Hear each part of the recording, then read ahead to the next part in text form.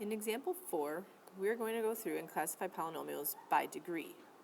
We have 5 different ways of doing that. The first one being a constant. And a constant is a polynomial with degree 0, which means you're not going to have a variable.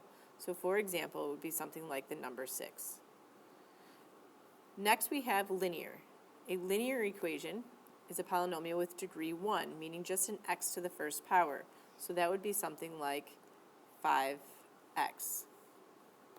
Next is quadratic, and that's a polynomial with degree 2.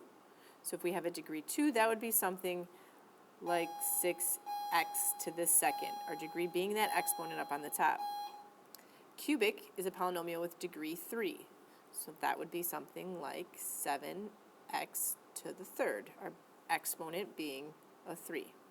And our last one that we're going to talk about is quartic, a polynomial with degree 4. An example of that would be something like 4x, or let's do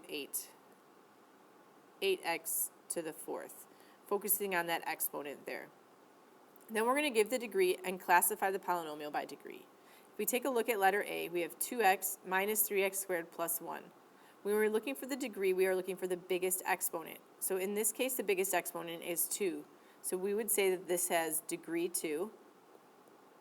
And if it has degree 2, we would classify this as a quadratic. Oops. In our next one, letter B, we have just the number 8. And if we have just the number 8, that means we have a constant term, which is a degree of 0. So we can say degree 0, which is a constant.